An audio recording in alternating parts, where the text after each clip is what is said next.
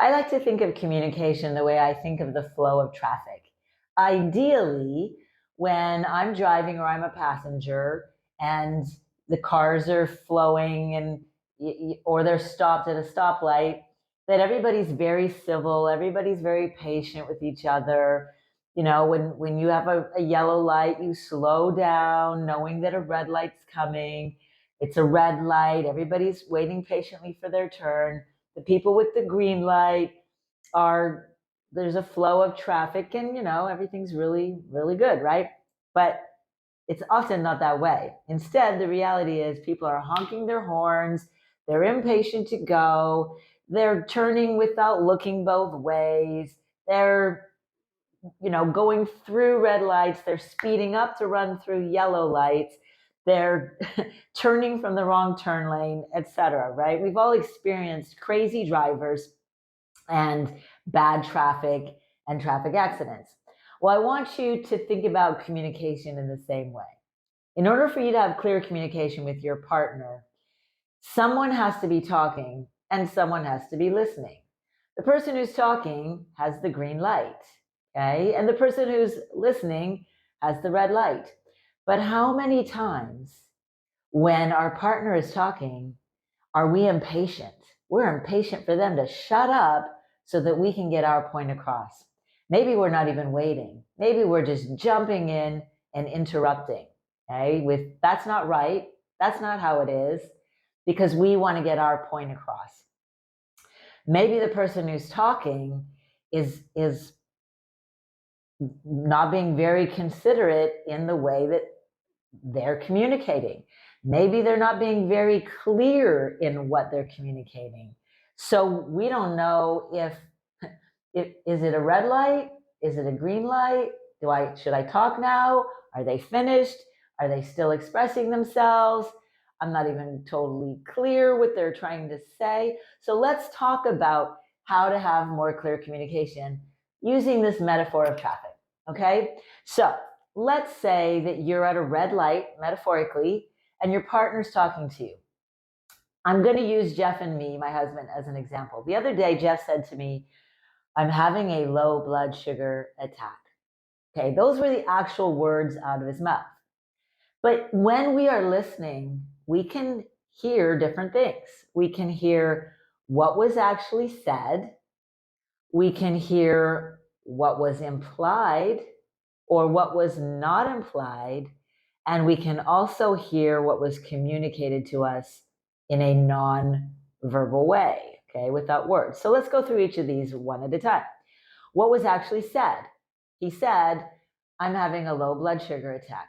Now, if I had been distracted or he wasn't right up next to me, maybe he was in another room when he said it and I got part of it, well, we're already in trouble, okay? Because I didn't clearly hear the actual words, right? If I just go ahead and try to respond, he's going to look at me funny and go, were you really listening? Did you really hear me? So making sure that I understand what was actually even said is a part of the flow of communication traffic, right? So I might actually have to say to him, I didn't quite catch what you said. Could you repeat that? Or if there was more to what he said, I might want to clarify the actual words because maybe I didn't fully understand part of what he was actually saying. But let's say I understood him fine. Now we go on to the next part of clear communication, clear flow of communication, which is what did I think he said? What was implied in my mind? Well, maybe what I heard implied when he said I'm having a low blood sugar attack is I need you to cook me some food. I haven't eaten in a while and I need you to make me something to eat. Okay? Now, he didn't say those words, but that might be how I interpreted those words. So if I respond out of those words, it's going to depend on how I feel about what I think he's asking of me. Am I offended by that? Then I'm going to react in a certain way. Am I totally fine with it? Okay, so I might jump up and go make him something. even though he didn't ask me to do that. All of that is dependent on our relationship and everything that's gone, before leading up to this moment. Okay. So if we have a lot of conflict, a lot of tension between us, I might respond to that hidden request that I'm hearing in a negative way. Again, even though he didn't actually ask for me to do anything. Another thing that might be implied in what I'm hearing him say is, it's your responsibility, Debbie, to make sure that I don't have a low blood sugar attack. It's your responsibility to make sure that I'm fed in a timely way so that my blood sugar doesn't drop like this. Again, he didn't say that to me, but what if that's what I heard? How am I going to react to that? Again, that depends on our relationship.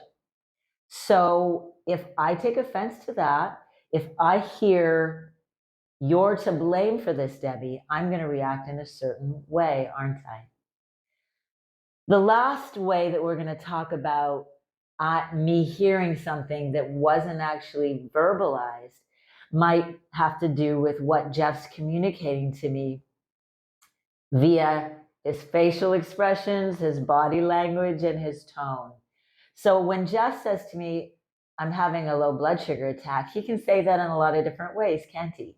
He can say that in a kind way. He can say that in a tired sort of way. He can say that in what might come across in a sort of angry, accusatory way. And I'm going to respond differently depending on what I'm sort of reading into the situation. So I might assume that he's exhausted. I might assume that he's put out or angry. I might assume that he's in a really bad mood because of this low blood sugar attack. I might take it very personally. I might assume that he's angry with me. Okay. So what do we do with all this? Well, the key to this, it's twofold. So the first thing that we do with this is we use our clarifying questions.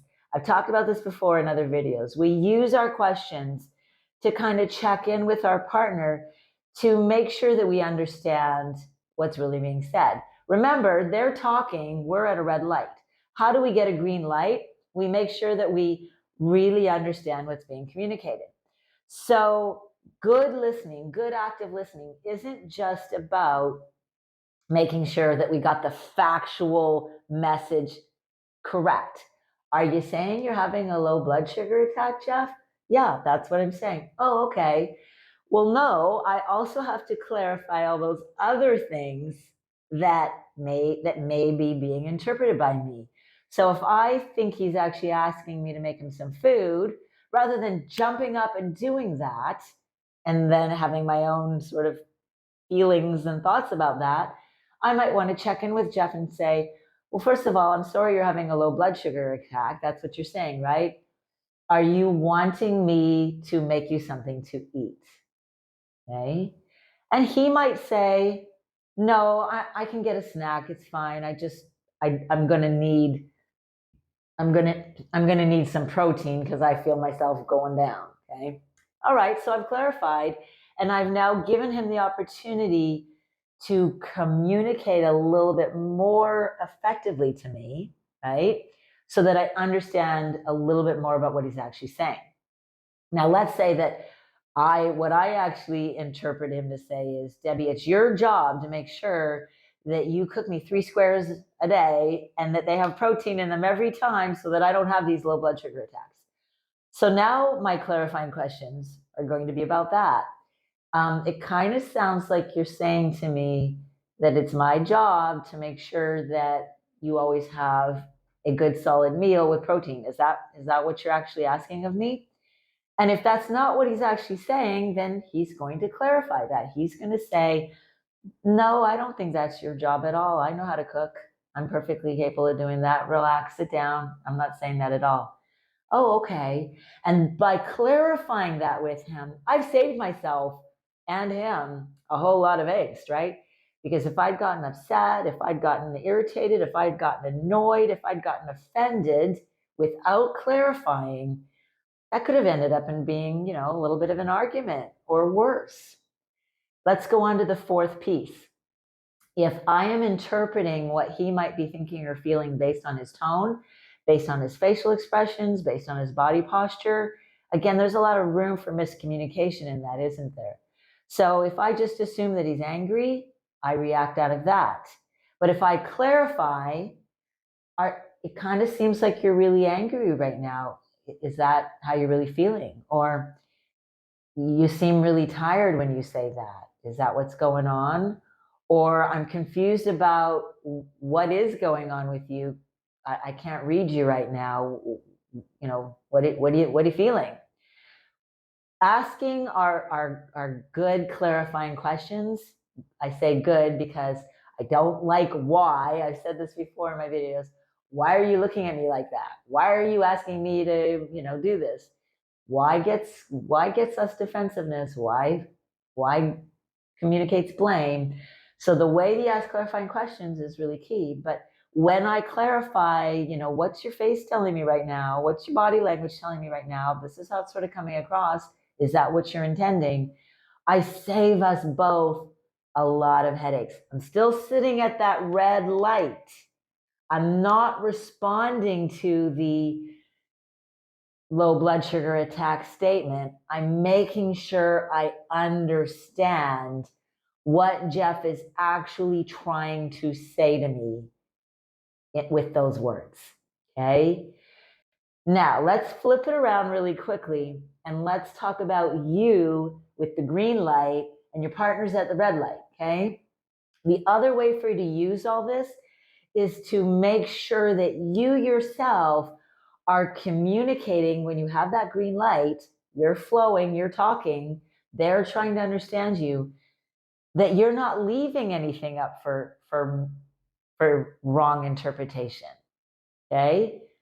Are you really being specific, being direct, being clear? Let me give you a really common example. Let's say I want Jeff to take out the trash, okay? And let's say that I want him to take the trash out before the garbage truck comes, at 8:30 in the morning. Well, if I just say the trash is getting really full, okay, those are my actual words. Those words can be interpreted in a lot of different ways, right? Jeff may or may not hear me say, he might hear me say the words, the trash is getting really full, but he may or may not pick up on my hidden request that I want him to do it because I didn't actually say that.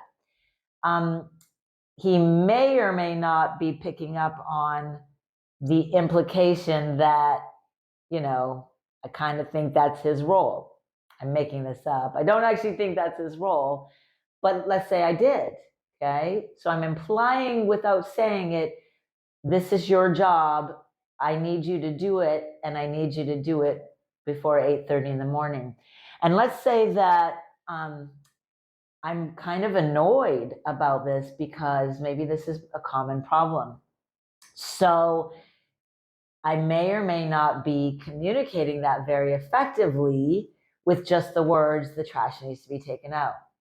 So if I have the flow, the green light, I'm speaking, I want to be as concise and as clear and as specific with my message about what I really want to need, why I want to need it, why it's important, when I need it done by, and what's going on inside of me in terms of my thoughts and my feelings that can all be communicated in what I'm actually saying.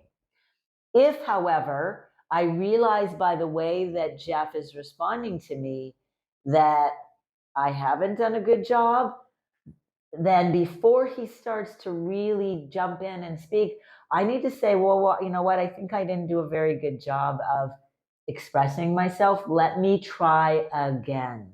Okay. I ask for him to stay at the red light a little bit longer, and I try again. I try to be a little clearer about my words. I take responsibility for the fact that I didn't come across in a clear enough way, and I can see him getting defensive. I can see him reacting in a way that I didn't intend. So, flow of traffic, red light, green light. If you want to avoid chaos, if you want to avoid conflict, this is the way to do it.